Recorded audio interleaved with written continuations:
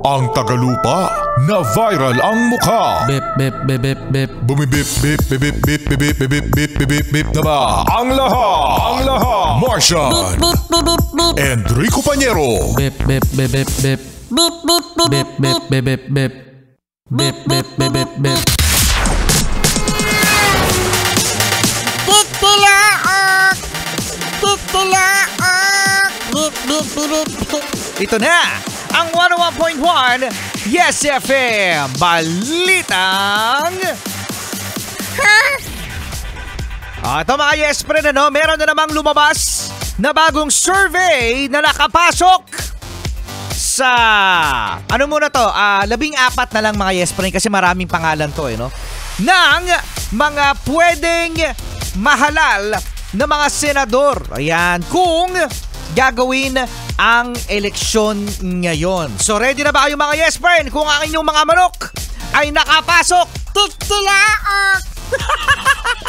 manok na manok Eto na mga Yes Friend, ang ating mga top 14 sa survey na ginanap noong January 18 to 25, 2025 ng Pulse Asia. Nangunguna, number 1, Martian.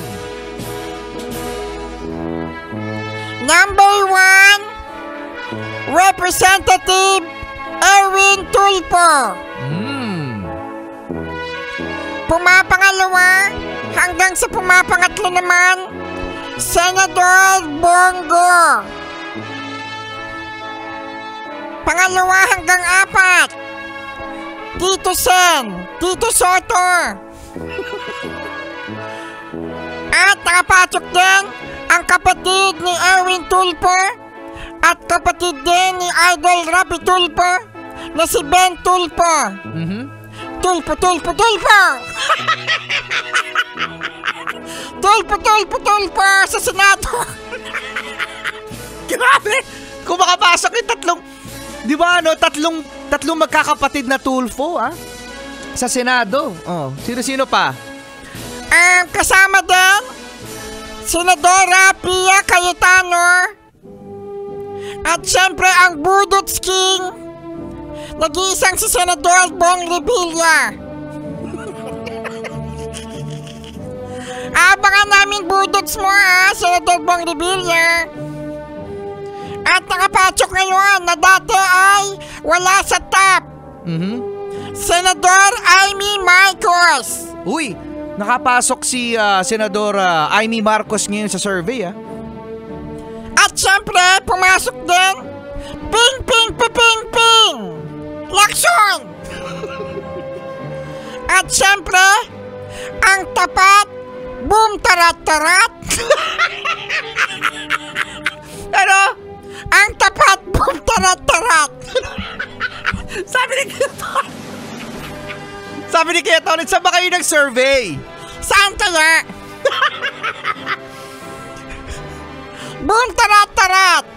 Serbisyong tapat Willie Revillame. Uy! Lahat siguro tayo may jacket. Lahat siguro tayo may jacket kapag nanalo si kuya nating Willie Revillame. Nakapasok din Senador Bato de la Rosa.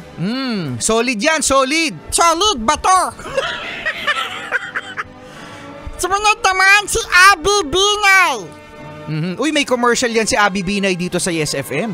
Oo, kaya mag-commercial kayo dito sa Yes FM, tsaka si Amy Marcos. Magpa-commercial kayo dito sa Yes FM para makapasok kayo. Sino pa? Si Manny Pacquiao. Uy, si Manny Pacquiao. Mukhang magbabalik. At nakapasok din sa top 14 natin, Representative Camille Villar. Uy, si Representative Camille Villar. Ang bagong boses, bagong bukas. Camille Villar. At syempre kasama din Senador Lito Lapid. Uy, kasama rin si Senador Lito Lapid. Yan ang ating top 14 mga yes friend ng Pulse Asia Survey na ginanap noong January 18 to 25, 2025. Ayan. So, mga yes friend, huwag maniwala sa survey. Hindi, ibig sabihin nun, ibig sabihin, huwag mag-decide dahil sa survey. correct, huwag maniwala basta-basta sa survey dahil dapat nag-iisip ang mamamayang Pilipino dahil ang kinabukasan mo, ang kinabukasan ko at ang madilim na kinabukasan ni Marcian ay sumasa inyo mga yes friend. Talagang madilim Solid! O yan, sa mga wala pa po sa survey ng mga senador, open po ang Yes FM para po sa inyong mga radio ads. Magpa-commercial na kayo sa Yes FM para Solid vote! sabi ni Katolits, putaan na lang daw sa Martian. Ay, putaan na lang daw sa Martian. At yan ang ating Yes FM Balitang kasama nyo pa rin, Rico Panyero At Marcian the cute, ang cute-cute ka talaga. Ang cute-cute ng survey. Cute-cute ng survey, no? Sakali